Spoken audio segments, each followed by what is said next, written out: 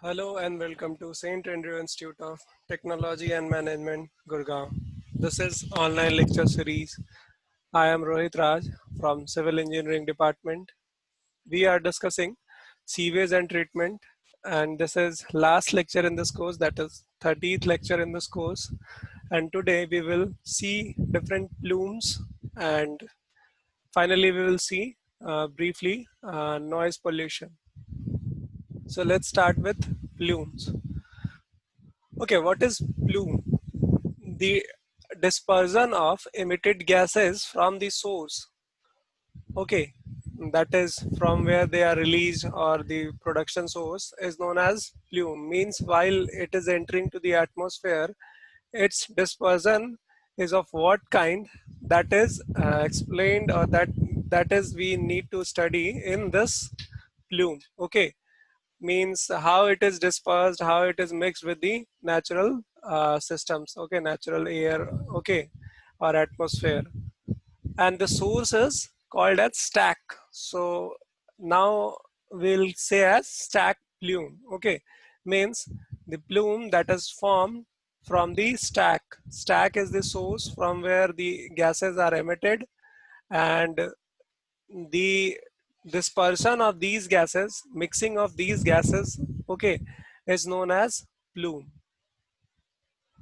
So in plume, we before studying the different types of plume, we need to know the environmental lapse rate. What is environmental lapse rate? We are well aware of the fact that on higher altitudes there is a constant decrease in the temperature, okay, and that decrease is fixed, okay, for situation, okay, that is environmental lapse rate is the that particular rate that we have fixed for every certain height, okay. Suppose it is 100 feet, then this lapse rate is approximately 1.98, or 4. If it is 1 kilometer, then it is generally 9.8, okay. So this lapse rate is what? Decrease in the temperature with altitude in stationary atmosphere at a given time and location. For a particular time and for a particular place or location, the decrease in temperature and with the increase in altitude means while we are going up, then the rate of decrease is measured with the environmental lapse rate for a given time and location. As an average, International Civil Aviation Organization defines the international standard atmosphere, that is ISA, with a temperature lapse rate of 6.49 kilometer, oh sorry, 6.49 Kelvin per kilometer. Okay, or this can be also expressed in feet, that is 1.98 degrees Celsius per 1,000 feet, or 3.56 Fahrenheit per 1,000 feet. Okay, but we'll use generally Kelvin per kilometer. These are standard SI units. Okay, so this unit will be 6.49 Kelvin per kilometer is fixed by whom? Is fixed by International Civil Aviation Organization, that is ICAO, for International Standard Atmosphere. That is standard. Okay, and the level that has been chosen for this standard lapse rate, that is 11 kilometer from MSL, that is mean sea level, okay. So they have chosen 11 kilometer above the mean sea level, and there they found the standard lapse rate, that is decrease in temperature per kilometer, as 6.49 Kelvin. So this is all about ELR, that is environmental lapse rate. We'll continue with this. Now, what is ALR? Basically, ELR and ALR both are lapse rate. One is environmental lapse rate and second is adiabatic lapse rate. What is adiabatic? We are well aware of the term adiabatic, that is process of expanding and contracting without exchanging the heat is known as adiabatic. Adiabatic is process of expansion or contraction without the exchange of heat. That is adiabatic. Now, in case of this adiabatic lapse rate, when a parcel of air expands, it pushes on the air around it, doing work. Okay, means whenever air parcel, that is, you can say that as a column or a box of air. Okay, means collection of air.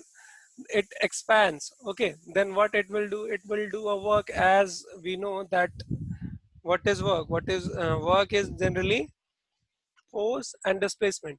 Whenever it expands, then it applies a force, okay, and it also expands, then it is work done. So work done in thermodynamics is change in volume and force applied, okay. So since the parcel does work but gains no heat, it loses internal energy, so that its temperature decreases, okay. Now what happens that it do not gains any heat, okay, and it only loses its internal energy to uh, do the work, means work is done at the cost of its internal energy. So definitely there will be a decrease in temperature, okay. So that decrease in temperature without any heat exchange is adiabatic lapse rate, okay. Definition is not that complex. You just need to remember that the decrease in temperature, okay, without any exchange of heat, uh, as any parcel of air expands, that is, that decreases adiabatic lapse rate, okay. So standard adiabatic lapse rate is 9.8 degrees Celsius per kilometer. You can clearly see the difference between the environmental lapse rate for a level of 11 kilometer above the mean sea level, that is, it is 1.98 degrees Celsius per 1,000 feet, or it can be set as, or it can be explained as, so this is quite low, okay, that is 1.98 degrees Celsius per 1,000 feet, or it can be 6.49 Kelvin per kilometer for environmental lapse rate, and adiabatic lapse rate is 5.38 Fahrenheit per 1,000 feet, or 3 degrees Celsius per 1,000 feet. It is 3 degrees Celsius per 1,000 feet for uh, adiabatic lapse rate, and it is 1.98 degrees Celsius for per 1,000 feet for environmental lapse rate. In it is a, just remember that it is a hypothetical situation where they have assumed a situation for that is high 11-kilometer high from MSL. Okay. Uh, Now, what are the different types of plumes and classified on the basis of ELR and ALR?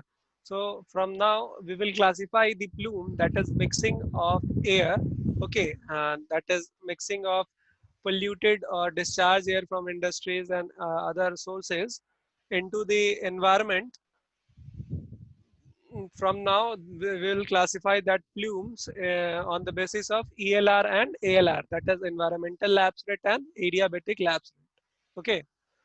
So here are the basic classification. First one is looping, then we have coning, then we have other fanning and lofting. Rest are, we'll see coming slides. So first we'll see the coning plume. What is that?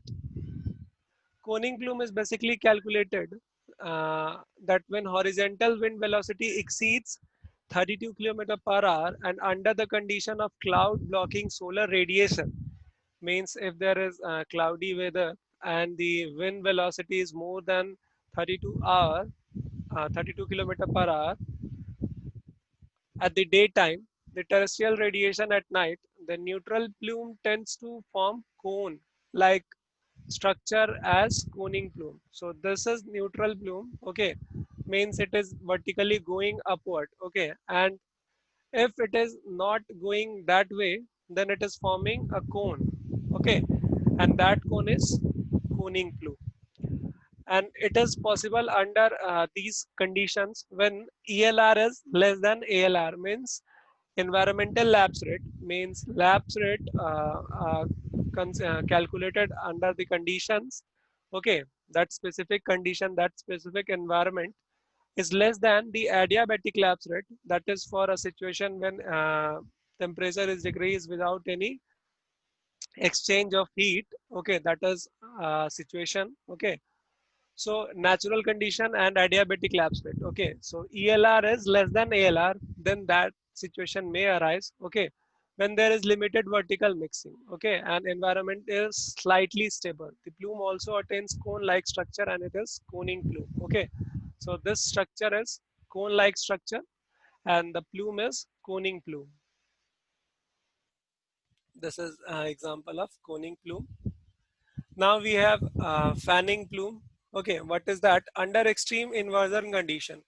What is inversion condition? Basically, when ELR is greater than ALR, okay, then that situation is inversion condition. Okay, and under extreme inversion condition due to negative lapse rate, inversion condition is not when ALR is greater than or ELR is greater than. Actually, inversion condition is a situation when lapse rate is negative, means temperature is increasing with the increase temperature is increasing with the increase in height. Generally what happens, temperature is decreasing with the increase in height or altitude, but when there is inversion condition, then that temperature is increasing with the increase in altitude. The fanning plume is obtained under condition of inversion. Stable environmental condition exists such above the stack and plume do not move upward but horizontally. Okay, means at this situation when there is inversion condition and extreme inversion condition, then instead of going upward, the plume move horizontally. You can see, okay, it moves horizontally. This is fanning plume, okay, and it is moving horizontally.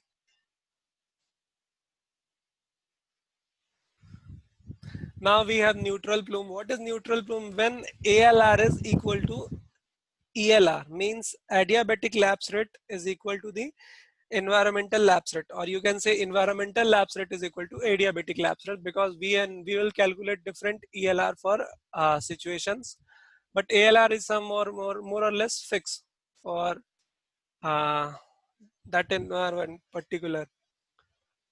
The upward lifting of the plume will continue till it reaches a height where the density and the temperature of surrounding air are equal. Okay, means it will lift till where the density and temperature of the surrounding air is equal to the uh, parcel that is lifting up. Okay, this is the neutral plume. Okay, it is going vertically up. Then we have lofting plume. What is that? Under the condition of strong super adiabatic lapse rate, means when the environmental lapse rate is greater than adiabatic lapse rate, then it is super adiabatic lapse rate.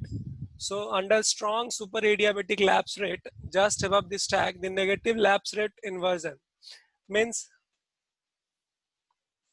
above the just above the stack, there is negative lapse rate, that is inversion condition, and below the opening stack lofting plume is obtained. Okay, so that is lofting plume. Okay, in this diagram,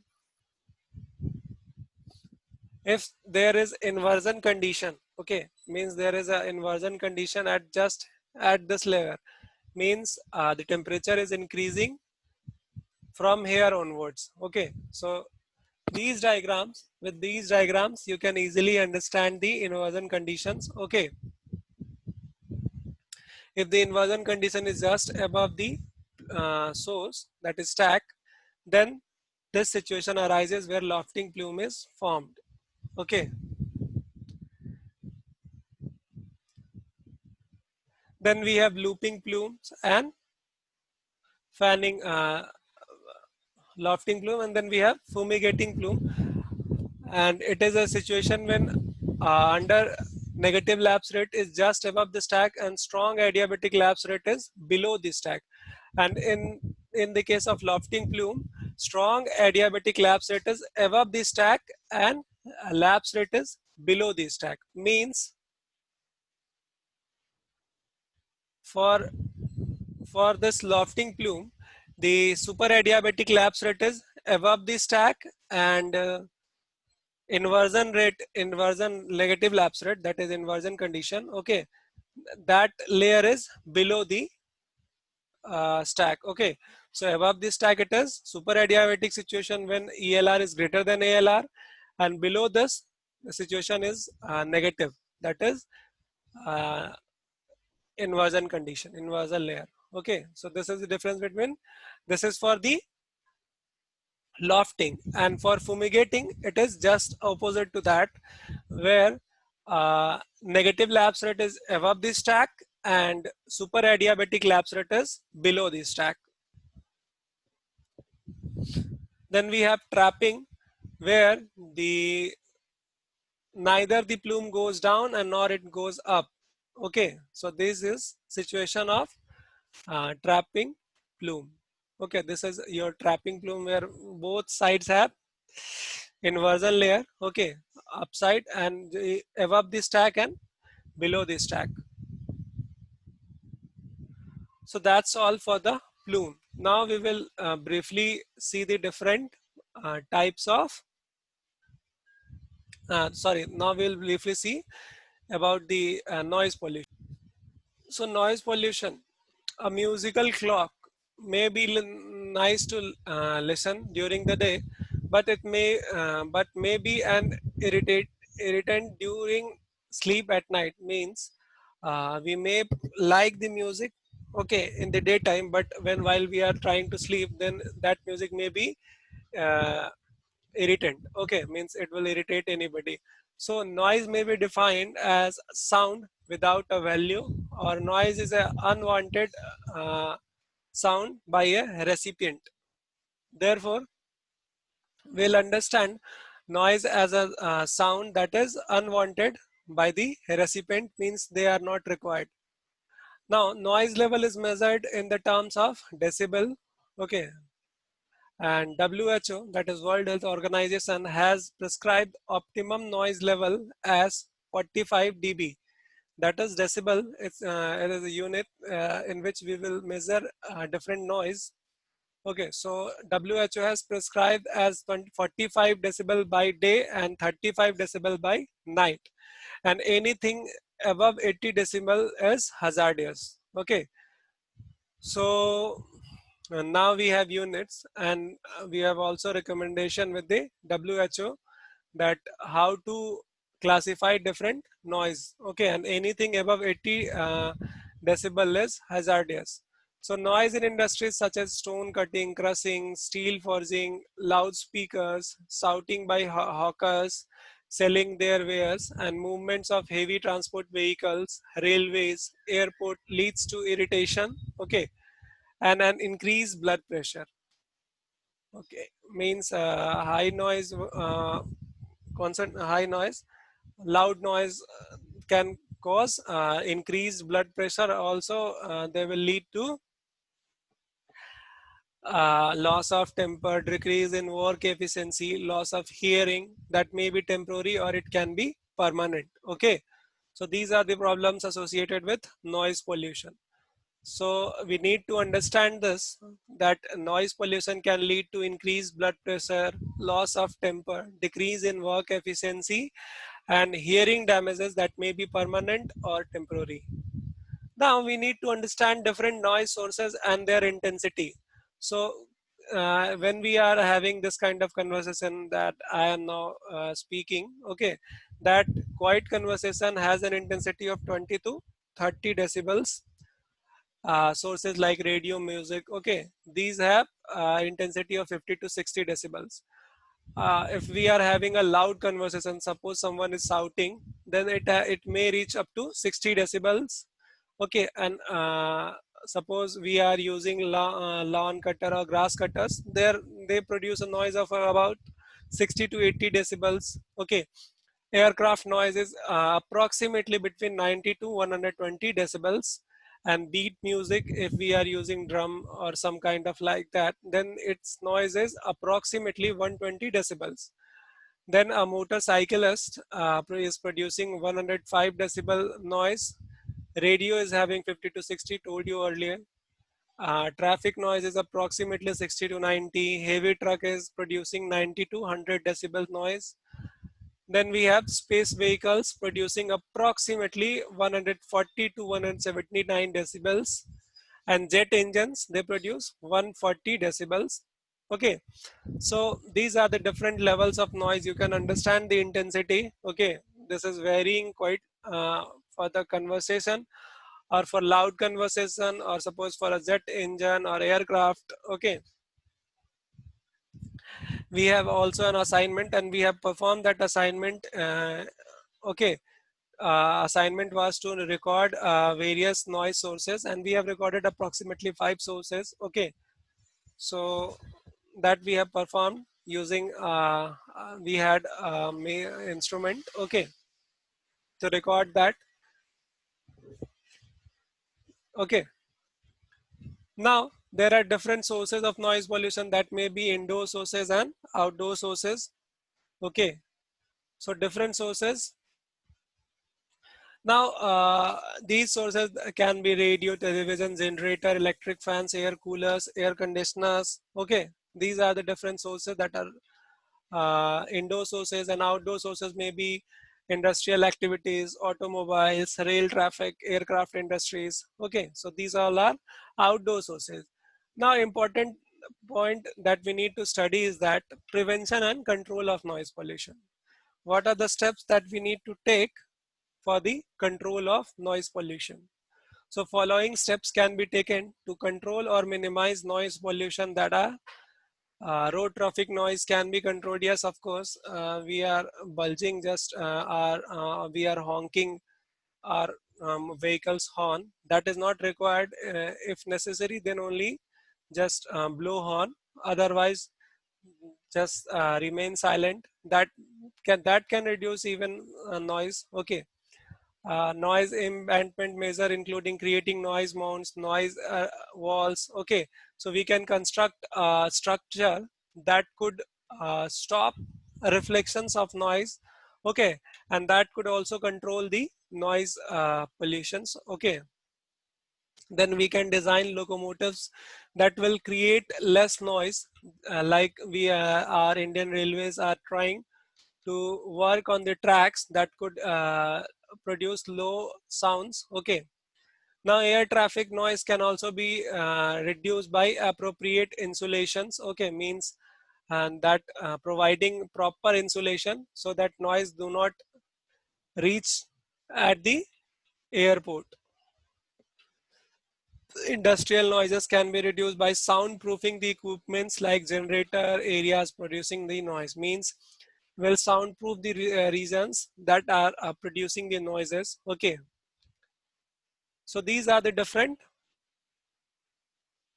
types of uh, measures and controls for the noise pollution.